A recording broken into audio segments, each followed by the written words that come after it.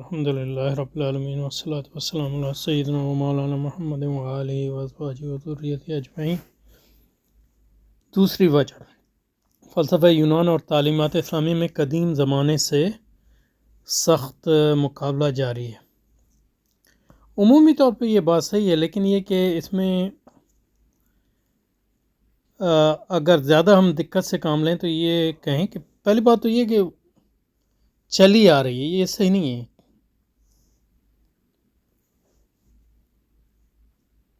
تقریباً یعنی مطلب چوتھی پانچویں صدی میں، تیسری صدی سے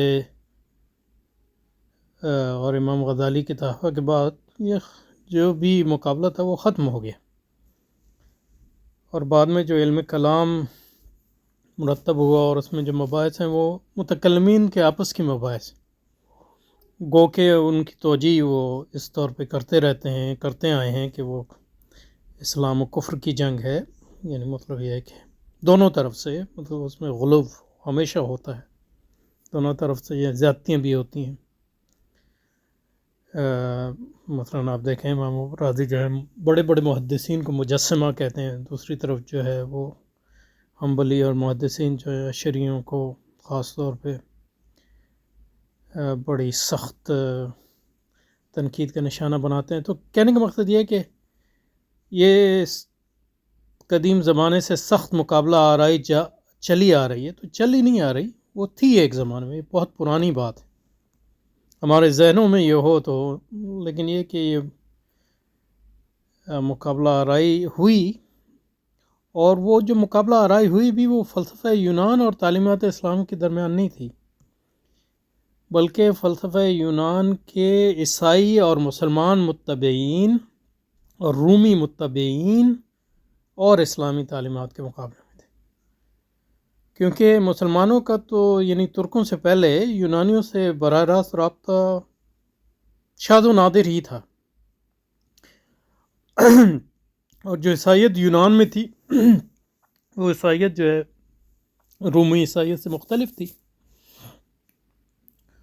اور جو یونانی فلسفہ روم میں آیا تھا وہ عیسائیت کے ذریعے سے آیا تھا، پہلے رومیوں کے ذریعے پھر عیسائیوں کے ذریعے آیا، تو اس میں رومی فلسفہ بھی تھا، یونانی فلسفہ بھی تھا، یونانی فلسفے کے کئی دھارے تھے، پھر عیسائی فلسفہ تھا، عیسائی فلسفے کے کئی دھارے تھے، اور یہودیوں کے فلسفے تھے، ان کے دھارے تھے۔ تو مسلمانوں کا جن سے رابطہ ہوا وہ عیسائی تھے یا یہودی تھے، اور انہی کے ذریعے سے فلسفہ یونان جو ہے مسلمانوں کے یہاں آیا، اور جو امراء تھے یعنی امویوں کے زمانے سے ان کے جو کاتبین تھے، جو سیکرٹریز تھے، ان میں عیسائی بھی شامل تھے، ان میں یہودی بھی شامل تھے، اور ان میں کچھ مسلمان ہوئے، لیکن ایسے بھی تھے جنہوں نے مطلب یہ ہے کہ کیونکہ جو یہ کاتبین تھے یہ ہر چیز کے ماہر ہوتے تھے، یعنی وہ طبیب بھی ہوتے تھے، فلسفی بھی ہوتے تھے، تو خاص طور پہ جو امراء کے طبیب تھے وہ فلسفی بھی تھے، تو انہوں نے فلسفے بھی کتابیں لکھیں، اور اسلام کے رد میں بھی کتابیں لکھی، ان میں یہودی طبیب بھی شامل تھے اور عیسائی طبیب بھی شامل ہے۔ تو اس پہ بڑے تحقیق جو ہے ابھی ناکافی ہوئی ہے، خاص طور پہ ہمارے مسلمان علماء نے ناکافی تحقیق کی ہے، اس میں اور تحقیق کی ضرورت ہے۔ تو کہنے کا مقصد یہ ہے کہ فلسفہ یونان اور اسلام کے درمیان مقابلہ نہیں تھا، بلکہ فلسفہ یونان کے عیسائی، یہودی اور رومی شارحین اور ان کے درمیان بھی ڈائریکٹ نہیں تھا، ان کے مسلمان متبعین اور تعلیمات اسلام کے درمیان مقابلہ ہو، اور یہ مقابلہ چلا نہیں آ رہا، یہ مقابلہ ہوا ایک زمانے میں اور اس میں وہ شکست کھا گیا، اور اسلام غالب آ گیا۔ اس کو غالب اس لحاظ سے آنا تھا کہ وہ مطلب مسلمانوں کی حکومت تھی، لیکن یہ کہ اس میں یعنی امام غزالی اور ان جیسے کئی علماء کا کارنامہ ہے کہ انہوں نے فلسفہ یونان کا رد کیا، اور اس لحاظ سے مطلب یہ ہے کہ اسلام کی تاریخ عیسائیوں کی تاریخ سے مختلف ہے، کہ عیسائی تاریخ میں جو ہے خاص طور پہ بعد کی تاریخ میں یا کوائنس وغیرہ کے بعد فلسفہ یونان سے ایک مصالحت ہوئی، جو مسلمانوں کے ہاں کم از کم جو راسخ العقیدہ مسلمان علماء کے ہاں کبھی نہیں ہوئی۔ تو یہ تو ایک پہلی بات ہے۔ اچھا جی، تو دوسری وجہ فلسفہ یونان اور تعلیم اسلام میں قدیم زمانے سے سخت مقابلہ آرائی چلی آ رہی ہے۔ اس میں ایک دو باتیں اور بھی ہیں.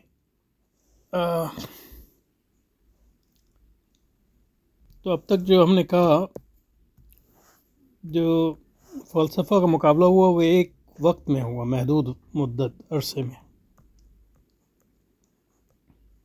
اور پھر ختم ہو گیا. دوسرا یہ ہے کہ مسلمان فلسفیوں اور اسلامی تعلیمات کے درمیان تھا، اور جو مسلمان فلسفیوں سے مسلمان فرقے متاثر ہوئے، جیسے معتزلہ جو ہے، انہوں نے سب سے پہلے جو ہے یہ فلسفے کا مقابلہ کیا اور عیسائیوں کے اعتراضات کا جواب دیا، یہودیوں کے، لیکن وہ پھر خود اس سے متاثر ہوئے. تو یہ تیسری بات ہے. چوتھی بات یہ ہے کہ جو مسلمانوں کا زیادہ تر مقابلہ تھا وہ یونان کے رومی، عیسائی اور یہودی شارحین، اور ان کے ذریعے جو یونان کی تعلیمات پہنچی تھیں، اور پھر ان کے مسلمان شاگردوں کے ذریعے جو پہنچی تھی، ان سے مسلمانوں کا بنیادی طور پہ واسطہ رہا، اور اسی سے ایکسپوز ہوئے اور اسی کو جو ہے ڈیولپ کیا. حتیٰ کہ یعنی اسپین میں بھی جو ابن رشد وغیرہ نے کام کیا اس سے زیادہ نہیں بڑھتا. عموماً اس میں استثناءات تو ہمیشہ ہوتے ہیں، جو باتیں بھی ہم کرتے ہیں وہ ان کو ان میں استثناءات ہمیشہ ہوتے ہیں. تو اس میں اہم بات یہ ہے کہ یونان سے، اور یونان والے بھی عیسائی تھے، ہو گئے تھے ظاہر ہے، لیکن وہ مختلف قسم کے عیسائی تھے، وہ رومی عیسائیت سے مختلف تھی.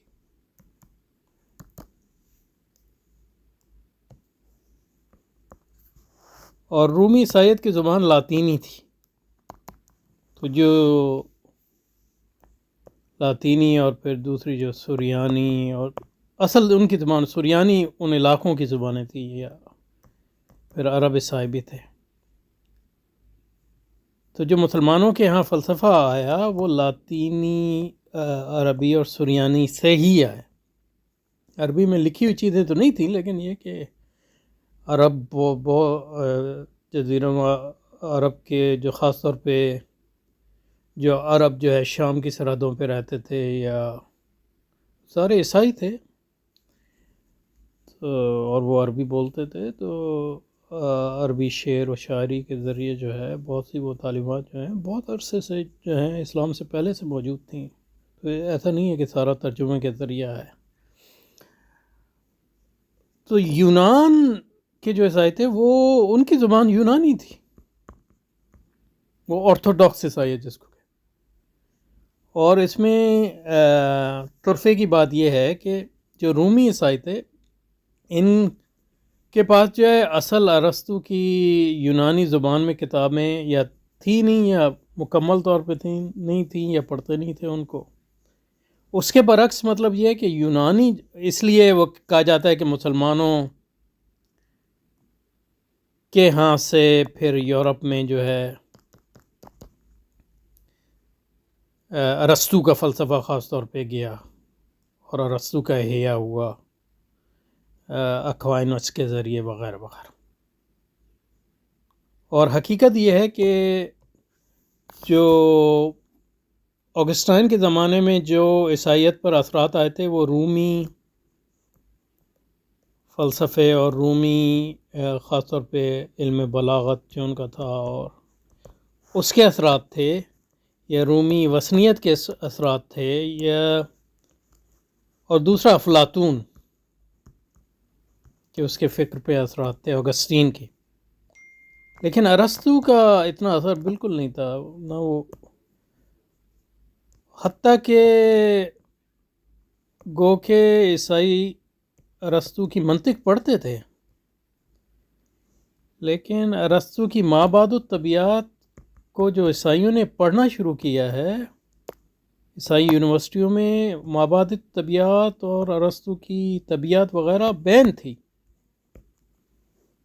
یہ اکوائنس کے ذریعے یہ داخل ہوا 13ویں صدی میں. تو یہ بہت بعد کی بات ہے، اور یہ لگتا یہی ہے کہ ابن رشد اور اس کی شرح جب آئیں یا ابن سینا کے ترجمے ہوئے لاطینی زبان میں تو ارسطو کا احیاء ہوا. پھر اکوائنس نے اس کو جو ہے عیسائی جامعات میں داخل کیا، اور پھر وہ ارسطو جو ہے عیسائیت کا جو ہے فلسفی بن گیا 13ویں صدی کے بعد اکوائنس کی وجہ سے. اور اکوائنس کی ان کے ہاں وہی حیثیت ہے جو امام غزالی کے ہمارے ہاں حیثیت ہے، لیکن اس میں فرق یہ ہے کہ امام غزالی نے جو ہے یونانی فلسفے کا عمومی رد پہلے کیا. اکوائنس کے ہاں ایسا عمومی رد بالکل نہیں ملتا. وہ اکوائنس کا جو عمومی منہاج ہے وہ تقریباً وہی ہے جو ابن رشد کا ہے، گو کہ ابن رشد یعنی اکوائنس سے بھی زیادہ بڑا ہوا ہے ارسطو کی توقیر اور تعظیم میں. تو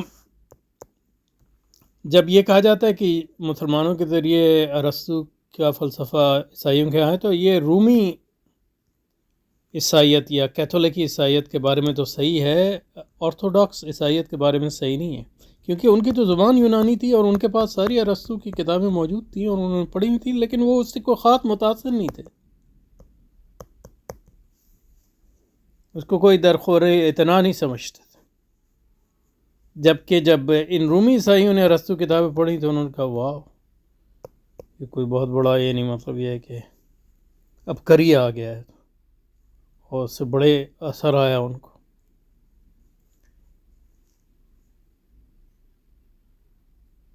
تو یہ چند باتیں جو عرض کرنی تھی اس سلسلے میں.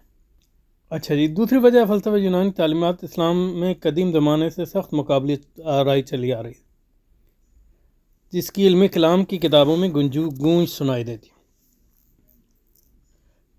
بلکہ کتب کلامیہ جو ہیں فلسفے کے ابحاث سے بری پڑی ہیں، اس میں کوئی شک نہیں ہے. اور اس کی وجہ یہ ہے کہ جیسے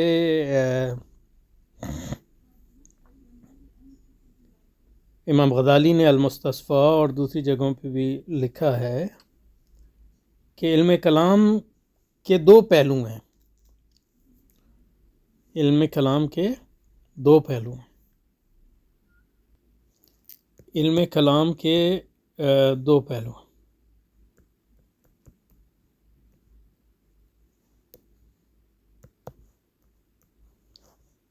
ایک تو عقلی پہلو ہے اور دوسرا جو ہے وحی کی بنیاد پہ اور دینی پہلو ہے. اور عقلی پہلے ہم یہاں عقل عامہ کی بات کریں تو عقل جو غور فکر کرتی ہے علم کلام کو ہوتا ہے وہ وجود پر، اور وجود کو پھر تقسیم کرتی ہے وجود محض کو، ممکنات اور واجب الوجود میں. تو یہ جو وجود پر بحث ہے یہ وہی ہے جس کو ارسطو الہیات کہتا ہے، اور یہ فلسفے کی سب سے اعلیٰ شاخ ہے اس کے نزدیک. اس کو فرسٹ فلاسفی بھی کہا جاتا ہے، فلسفہ اولا، کیونکہ یہ جو ہے کائنات کے اصل الاصول پر بحث کرتا ہے.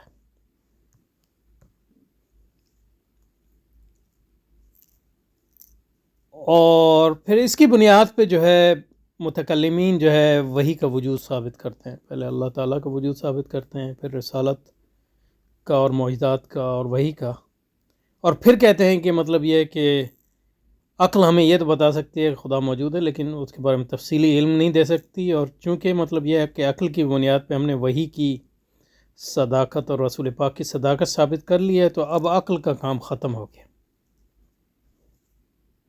یہی امام غزالی فرماتے ہیں.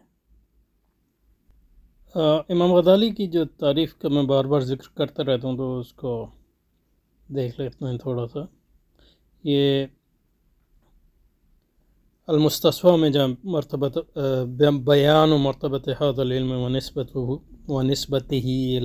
إلى العلوم، اس میں فرماتے ہیں کہ اے علم، تو اصول فقہ کا مرتبہ بیان کرنے لگے ہیں، لیکن یہ کہ اس کے لیے عمومی علوم کی تقسیم کرتے ہیں پہلے. تو علم ان العلوم تنقسم الى عقلیہ، تو علم عقلیہ کالطب والحساب والہندسہ وليس ذلك من غرضنا في هذا الكتاب يعني، وإلى دینیہ كالکلام والفقہ واصول، تو علم کلام جو ہے دینی علم ہے. وكل واحد من العقلیہ والدین ينقسم الى کلیہ والجزیہ، الى کلیۃ وجزیۃ. اور یہ تقسیم جو کلی اور جزی کے درمیان کی ہے، اس بنیاد پہ کی ہے کہ جن چیزوں کو یہ علوم مطالعہ کرتے ہیں ان میں عموم کتنا ہے، تو خاص اور عام کی بنیاد پہ کی ہے. تو فرماتے ہیں فالعلم الکلی من العلوم ہوا علم الکلام، علم کلام جو ہے علوم دینیہ میں سے، اور یہ علم کلی ہے. میرا خیال ہے صرف واحد علم ہے جو علم کلی ہے. علم کلی ان معنوں میں ہے کہ اس کا جو موضوع ہے وہ اس کی سب سے زیادہ عام ہے، موسٹ جنرل جس کو ہم انگریزی میں کہتے ہیں. اور دوسرے جو سارے علوم ہیں وہ خاص ہیں، یعنی ایک خاص اسپیسیفک چیز کو جو ہے اس کا مطالعہ کرتے ہیں. جیسے فقہ میں مطالعہ جو ہے معاملات کا ہوتا ہے، وہ اصول میں معاملہ جو ہے عدلۃ الاحکام پہ ہوتا ہے، اور حدیث میں رسول پاک کی حدیث و تفسیر.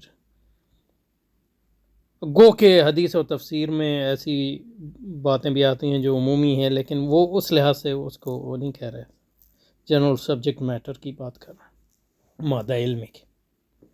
اور پھر اس کے یعنی اسی بات کو جو میں نے ابھی کہا اس کی تشریح کر رہے ہیں. لأن المفسر لا ينظر الا فی معنی الکتاب خاصہ، یعنی کتاب قرآن مجید، والمحدث لا ينظر الا فی طریق ثبوت الحدیث خاصة، والفقیہ لا ينظر الا فی احکام افعال المکلفین خاص، والاصولی لا ينظر الا فی ادلة الاحکام الشرعیہ خاصة.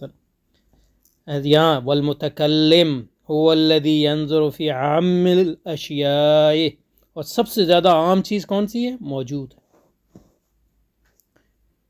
کیونکہ وجود جو ہے یہ ہر چیز کے درمیان مشترک ہے، حتیٰ کہ مطلب یہ متکلمین اور فلسفین کے اصطلاح میں، یعنی یہ وہ چیز ہے جو کہ خدا بھی موجود ہے، مخلوق بھی موجود ہے، اور ہر قسم. تو یہ سب سے عام الاشیاء، یعنی موسٹ جنرل تھنگ جس کو آپ اسٹڈی کر سکتے ہیں یا جس کا مطالعہ کریں. اور پھر جو ہے موجود کو آپ تقسیم کرتے ہیں قدیم اور حادث میں.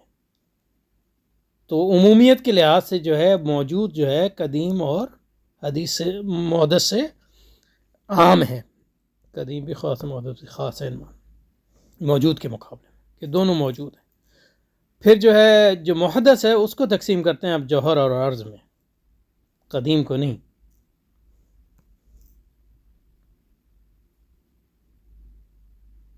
قدیم کو جوہر اور عرض میں تقسیم نہیں کرتے. یہ عجیب بات ہے، کیونکہ یہ ٹھیک بات ہے، لیکن یہ کہ جب آپ حقیقت میں دیکھتے ہیں، مباحث میں آتے ہیں کلامی، تو وہ پھر جوہر اور عرض اس کا نام کچھ بھی رکھ لیں، ذات و صفات، وہ تقسیم جو ہے قدیم پر لاگو کرتے ہیں. قدیم سے مراد یہاں اللہ تعالیٰ کی ذات ہے ظاہر. ثم یقسم العرض الى ما تشترط فی الحیات، اور تشترط فی الحیات کالعلم والارادہ والقدرہ. پھر عرض، تو محدث کو آپ جوہری اور عرضی میں تقسیم کرتے ہیں، یعنی قائم بذات اور جو قائم بذات نہیں ہے. اور پھر جو عرضی ہیں ان کو آپ فردہ تقسیم کرتے ہیں، ان کو مزید تقسیم کرتے ہیں کہ عرضی ایسے ہیں جن میں حیات جو ہے شرط ہوتی ہے، اور دوسری جو ہے حیات جو ہے شرط نہیں ہوتی. اور جوہر کو پھر تقسیم کرتے ہیں حیوان میں، نبات میں، جواد میں. وَيُبَيِّنُ أَنَّ اخْتِلَافَهُمْ بِالْأَنْوَاعِ وَالْأَعْرَاضِ، تو پھر ان کا اختلاف جو ہے انواع کی بنیاد پہ بھی ہے اور اعراض کی بنیاد پہ بھی. پھر جو ہے ممکنات کو، یعنی محدث کو دیکھنے کے بعد پھر قدیم کی طرف جاتے ہیں، علم کلام. تو یہ ساری یہاں یہ جو حصہ ہے علم کلام کا، یہ سارا وہ ہے جس کو تھیولوجی یا فرسٹ فلسفی کہتے ہیں، کیونکہ فلسفہ جو ہے ارسطو کی، جو جس کو آپ تھیولوجی تھیولوجی اسی کا ترجمہ الہیات انہوں نے کیا، کیونکہ تھیو کا مطلب جو ہے یونانی زبان میں خدا ہے، اور لوگوس کا مطلب ہے اسٹڈی یا مطالعہ، جیسے بایولوجی اور لوگوس کا عمومی مطلب جو ہے یونانی زبان میں جو ہے کلام ہے یا حرف، یعنی لفظ۔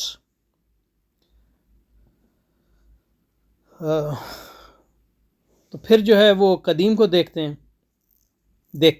ہے یہ علم، اور کہتا ہے کہ قدیم جو ہے یہ دلائل دیتا ہے کیوں قدیم میں کثرت نہیں ہو سکتی، اور کیوں اس کو ہم ممکنات کی طرح جو ہے اس تقسیم، جو ممکنات پر جو تقسیم لاگو ہوتی ہے جیسے جوہر اور عرضی کی، اس کو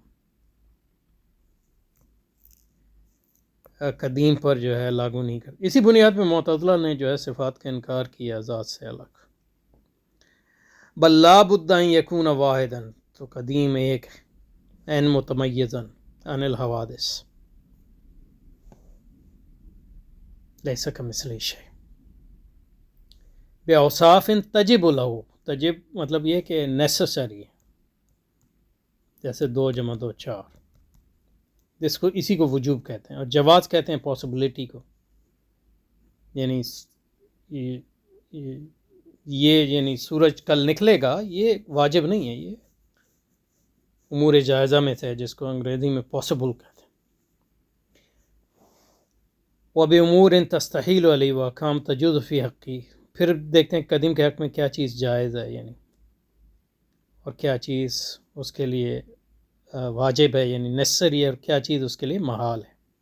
تو یہ ساری منطقی اور فلسفیانہ اصطلاح ہیں۔ یفرق بین الجائز والواجب والمحال فی حقہ، اس طرح چلتا ہے علم کلام۔ تو یہ سارا جو اب تک بتا رہے ہیں ایک حصہ علم کلام کا، یہ سارا فلسفہ ہے۔ تو اس لحاظ سے اس کا یعنی جیسے مطلب یہ کہ انگریزی زبان میں کہتے ہیں 2 ہون، اس کے 2 علم کلام کے 2 ہونز ہیں۔ ہون کو کیا کہتے ہیں اردو میں؟ 2 اللہ بھلا کرے، ہون یعنی 2 سینگ ہے یا 2 اطراف ہیں۔ ایک طرف سارا فلسفہ ہے جو یہاں تک آئے، یعنی اگر اب ارسطو کی کتاب اٹھا کے دیکھ لیں اس میں، یا ارسطو کے جو متبعین کی کتابیں اٹھا کے دیکھ لیں، وہ یہی کہیں گے۔ تو اس کا مطلب یہ مطلب علم کلام جو ہے یہاں جو مرتب ہوا ہے وہ فلسفے کا رد بھی کرے، لیکن یہ ہے کہ وہ فلسفے کے طرز پر مرتب ہوا، اور یہ اس لیے ہوا کہ جس زمانے میں متعلق علم کلام، آج جو ہمارا علم کلام ہے وہ مرتب ہوا، اس وقت جو سائد علم تھا، رائج علم تھا، غالب علم تھا، وہ فلسفہ تھا۔ فلسفے کی بنیاد پہ جو ہے علم کلام مرتب، اور ایک خاص طرح کے فلسفے۔ اب یہ کہنا کہ یہ خاص طرح فلسفہ یا خاص طرح کا فلسفہ کوئی علم کلام کا جزو لا ينفع، یہ غلط بات ہے، یعنی یہ غیر منطقی بات ہے۔ ہاں یہ اس وقت انہوں نے اجتہاد کیا، وہ بالکل ضروری تھا، لیکن یہ اجتہاد جو ہے اس وقت تک ہی لاگو ہوگا جب تک وہ علوم جو ہیں غالب رہیں۔ جب وہ علوم غالب نہیں ہیں یا ان میں جو تبدیلیاں آ گئیں، تو پھر اس لحاظ سے اس علم کلام کا جو ایک ہون ہے یا ایک طرف ہے، اس میں تو تجدید، کیونکہ وہ جو طرف ہے وہ خالص یعنی عقل کی بنیاد پہ ہے اور علوم انسانی کی بنیاد پہ ہے، چاہے وہ یونانیوں سے مؤثر ہوئے ہوں یا نہ ہوئے، اس کو آپ وہ درجہ نہیں دے سکتے جو وحی الہی کا درجہ۔ یہ تفریقیں جو جائز واجب محال کی، یہ جوہر اور عرض کی، یہ انسانی ہزارہ اور طریقے ہیں جن کی بنیاد پہ آپ تقسیم کر سکتے ہیں۔ ہم یہ نہیں کہتے کہ یہ تقسیم جائز نہیں ہے، لیکن یہ تقسیم اس وقت تک ہم استعمال کریں گے جب اس کا کوئی فائدہ ہے، یعنی اس وقت فائدہ تھا، اب بھی فائدہ ہے، میں یہ نہیں کہہ رہا، لیکن کلام کی ایسی بحثیں ہیں جس کا آپ کوئی فائدہ نہیں ہے، یا وہ ان پر اضافہ کرنے کی ضرورت ہے، یا ان کی اتنی ریلیونس نہیں ہے، یا خاص طور پہ جو اس علوم انسانی میں دوسری ارتقاء ہوا ہے اس کو اس میں سمونے کی ضرورت ہے، یہ بات کریں۔ بہرحال یہ تو جملہ معترضہ تھا پچھلی ہمارے مباحث کے ذیل میں. اچھا یہ جاری ہیں ابھی صبح یبین ان اصل الفعل جائز علیہ، یعنی اللہ تعالیٰ کے حق میں یا قدیم ان العالم. تو یہ پھر جو ہے دلیل خدا کے انبیاء بھیجنے کی، اس کا عقلی دلیل پیش کر رہے ہیں عمومی، یعنی اس کا جو فارم ہے یا اس کی صورت ہے. ثم یبین ان اصل الفعل جائز علیہ.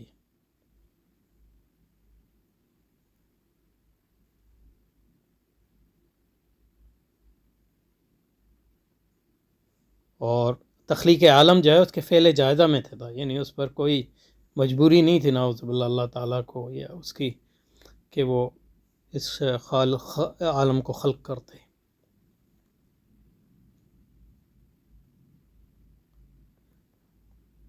تو عالم ایک ایسی چیز ہے کہ یعنی 2 + 2 4 جو ہے یہ ایک فلسفے کی زبان میں ایک واجب چیز ہے، اور اس کا خلاف جو ہے محال ہے. لیکن عالم ہوگا یا نہیں ہوگا یہ ایک پاسبل چیز ہے، ممکنات میں سے جائز ہے. اگر عالم نہ ہوتا تو اس میں کوئی یعنی تضاد نہیں آتا، کیونکہ یہ چیز ایک جائز چیز ہے، ایک پاسبل چیز ہے، تو اس کو ضرورت ہوئی کہ اس کا کوئی موجز ہو یا کوئی محدث ہو. تو یہاں سے وہ پھر اللہ تعالیٰ کے وجود کی دلیل دیتے ہیں کہ کیونکہ کائنات ممکنات میں سے ہے، اور ممکنات جو ہیں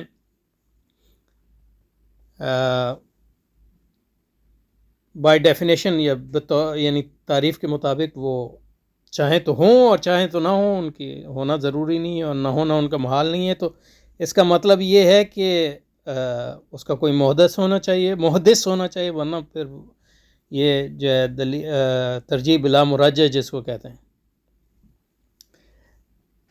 اور پھر جو ہے اس نے رسولوں کو بھیجا، وہ بھی اللہ کا فعل ہے یا قدیم کا فعل ہے، اور جائز ہے، اس پر کوئی مجبوری نہیں تھی کہ وہ رسولوں کو نہ بھیجتا، ورنہ وہ قادر ہے وہ ہر چیز، کیونکہ اس کی ذات اور صفات کے خلاف ان میں سے کوئی چیز نہیں ہے. اور وہ اس پر بھی قادر ہے کہ معجزات کے ذریعے جو ہے ان کو انٹروڈیوس کرے، ان کو مخلوق کے سامنے پیش کرے. ورنہ حاضر الجائز واقع، اور یہ بھی ایک چیز ہے جو جائز ہے. جائز مین پاسبل، جائز سے یا مراد پاسبل جو منطقی زبان میں. اب اہم چیز وَإِنْدَ هَذَا يَنْقَطِعُ كَلَامُ الْمُتَكَلِّمِ وَيَنْتَهِي تَصَرُّفُ الْعَقْلِ. یہ اہم چیز ہے، یہ غزالی کا علم کلام ہے. اسی بنیاد پہ ہم کہتے ہیں، یعنی عقل کی جو حدود ہم نے بار بار بات کی اور جس پر بعض بھائیوں کو سمجھ میں نہیں آیا، اس کی بنیاد ہی ہے. یہاں پر عقل کی بولتی بند ہو گئی،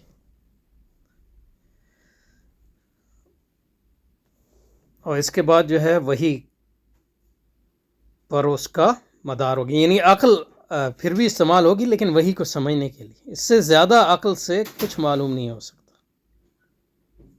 یہ امام غزالی کا، اور بعد کے میرے خیال میں بعد کے اشاعرہ اور ماتریدیوں نے بھی اس کا لحاظ نہیں رکھا. اس کی وجہ یہ ہے کہ وہ بعد کا جو اس کے بعد امام غزالی کے بعد جو علم کلام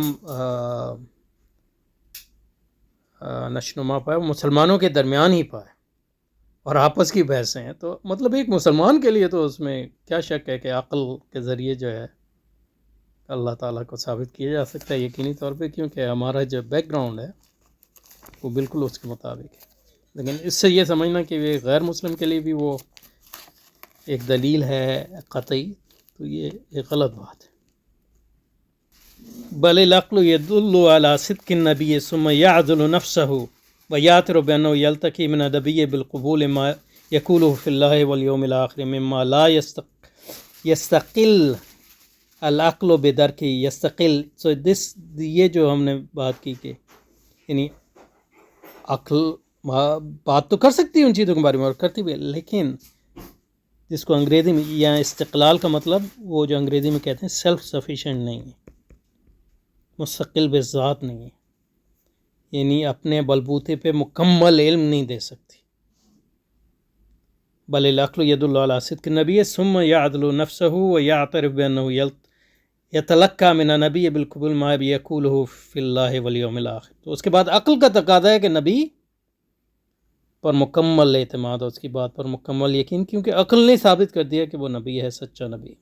مما لا یستقل العقل بدرکی ولا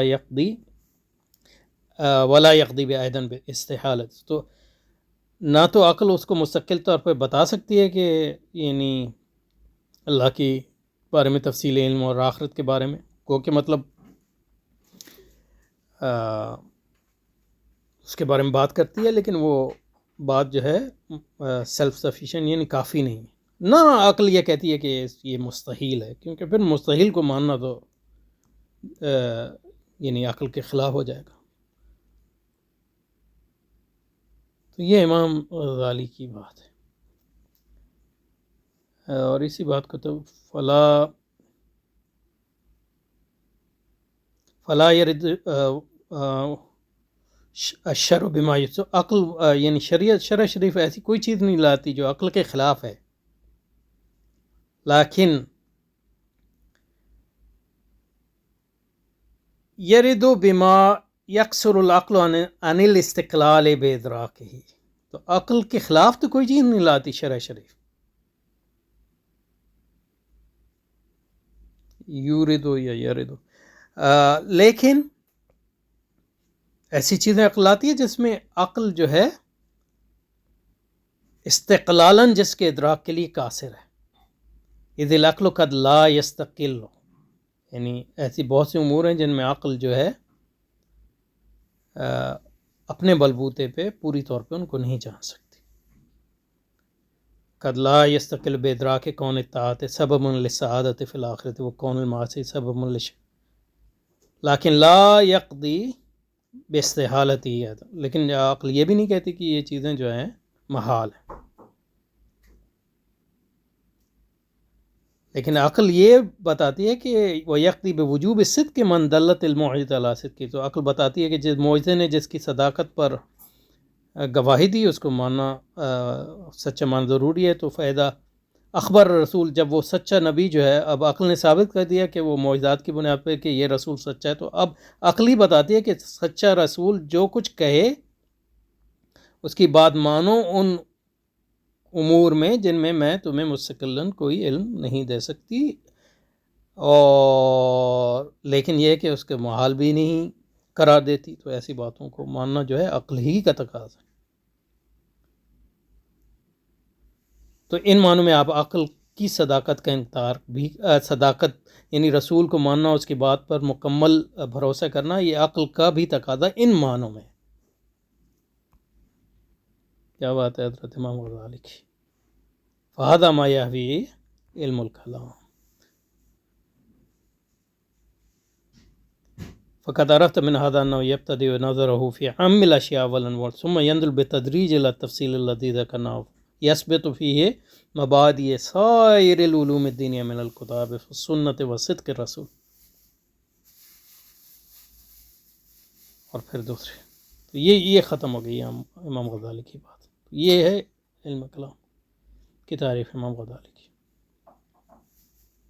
اس پہ ہم نے انگریزی میں تفصیلی سے پوری ایک پلے لسٹ بنائی ہے، اگر دیکھنا ہو تو اس کو دیکھ لیں. اچھا جی، تو دوسری وجہ فلسفہ یونان اور تعلیم اسلام میں قدیم زمانے سے سخت مقابلہ آرائی چلی آ رہی ہے، جس کی علم کلام کتابیں گونج سنائی دیتی ہے، بلکہ کتب کلامیہ فلسفے نے آبھا سے بری پڑھی ہیں. تو آپ کو مثال دے دی، یعنی کلام کا ایک حصہ فلسفہ ہی ہے، کیونکہ اسی بنیاد پہ یعنی امام غزالی نے جو کلام کی تعریف کی ہے سیدھے ہاتھ پہ، یعنی کہ وہ موجود کی بحث، تو وہ ساری موجود کی بحث تاں آ کے اس نے وحی کا وجود ثابت کر دیا اور سچائی اور رسول کی سچائی، سارا فلسفہ ہے. اس وقت جو ہے متکلم پھر فلسفی سے الگ ہو جاتا ہے امام غزالی کے نزدیک، اور متکلمین کی اکثریت اس بات کو تسلیم کرے گی عمومی طور پہ، کم از کم اشاعرہ اور ماتریدی. بلکہ کتب کلامیہ فلسفہ، تو اس میں کیا شک ہے کہ فلسفیانہ کلام سے، کیونکہ اس کا آدھا یعنی جب تک رسول پاک کی صداقت، رسول کی صداقت، وہاں تک جو ساری بحث ہے وہ ساری فلسفیانہ ہی ہے، تو یہ ایک فطری بات ہے کہ بھری پڑی۔ تو متکلمین اسلام نے حکمت فلسفہ کے بہت سے مسائل میں فلاسفہ کی رائےوں کے خلاف رائے بھی قائم کی، لیکن یہ کہ عمومی فلسفے کے اندر رہتے ہوئے یا پھر ان امور میں جو شروع ہوتے ہیں نبی کی نبوت کی صداقت کے بعد، کیونکہ فلسفی وہ بات تسلیم نہیں کرتے جو متکلم کہتا ہے کہ جب مطلب یہ کہ فلسفی یہ بات تسلیم نہیں کرتے کہ عقل مستقل بذات طور پہ اللہ کو نہیں جان سکتی، اور فلسفی یہ بات تسلیم نہیں کرتے کہ رسول کی بات جو عقل سے ماورا امور میں اس پر یقین کرنا جو ہے عقل ہی کا تقاضا، لیکن اس سے پہلے جو ساری باتیں ہیں وہ فلسفے سے ہی ہیں۔ تو ان میں متکلمین جب فلسفے کی آراء کے خلاف بھی رائے کم کرتے ہیں تو وہ ایک فلسفی کی رائے سے ہٹ کر دوسرے فلسفی کی رائے یا اپنی رائے کوئی نئی بناتے ہیں تو وہ بھی بطور فلسفی کی ہی بناتے ہیں، اور اس کا جو یعنی اس کو جو اسیس کرتے ہیں وہ اسی بنیاد پہ ہی کرتے ہیں۔ اسی لیے علم کلام کے ہر طالب علم کے لیے ضروری ہے کہ پہلے ان آراء سے واقفیت حاصل کرے تاکہ وہ علم کلام کو علا وجہ الفصیلت پڑھ سکے۔ اس میں کوئی شک نہیں، یعنی قدیم علم کلام کی کتابوں چاہے وہ اشعری ہوں، چاہے وہ ماتریدی ہوں، چاہے حنبلی بھی ہوں، ان کو آپ منطق پڑھے بغیر اور فلسفہ پڑھے بغیر سمجھ نہیں سکتے، کیونکہ وہ بھری پڑی ان سے۔ اور ایک وجہ جو مطلب موجودہ حنبلی جو ہیں امام ابن تیمیہ کے آراء کو صحیح طور پہ نہیں سمجھتے، اس کی وجہ یہ ہے کہ انہوں نے علم کلام ان لوگوں نے نہیں پڑھا، فلسفہ نہیں پڑھتے، منطق نہیں پڑھتے۔ اور ماتریدی اور اشعری ان امام ابن تیمیہ کی باتوں کو غلط طور پہ انٹرپریٹ کرتے ہیں یا نہیں سمجھتے، اس کی وجہ یہ ہے کہ امام ابن تیمیہ کی جو فلسفیانہ روایت ہے وہ بھی یونانی اور سوریانی ہے، لیکن وہ اس سے مختلف ہے جو اشعری اور ماتریدی فلسفیوں کی روایت، اور چونکہ وہ اس سے واقف نہیں ہیں یا واقف ہیں بھی تو اس کو نہیں مانتے، تو اس لیے جو ہے وہ بعض اوقات سمجھتے ہیں کہ وہ کوئی ایسی بات کر رہے ہیں جو نعوذ باللہ اسلام اور قرآن کے خلاف ہے۔ اس سے یہ مراد نہیں ہے کہ وہ غلطیاں نہیں کرتے ہیں امام ابن تیمیہ، غلطیاں تو امام ابن تیمیہ بھی کرتے ہیں، امام غزالی بھی کرتے ہیں، رازی بھی کرتے ہیں، اس میں کیا وہ بڑی بات ہے؟ نبی تو ان میں سے کوئی بھی نہیں ہے، صحابی بھی نہیں، تابعی بھی نہیں، عالم ہے، اور عالم یعنی مطلب یہ ہے کہ غلطیاں بھی کرتا ہے اور صحیح آراء بھی دیتا ہے۔ مجتہدین ہیں، ان کو اگر غلطیاں کرتے ہیں تو اس کا ایک اجر ہے، اور جب غلطی نہیں کرتے تو اس کے 2 اجر ہیں۔ تو یہاں رکتے ہیں اور اس سے جاری رکھیں گے، ابھی دوسری وجہ جاری ہے انشاءاللہ۔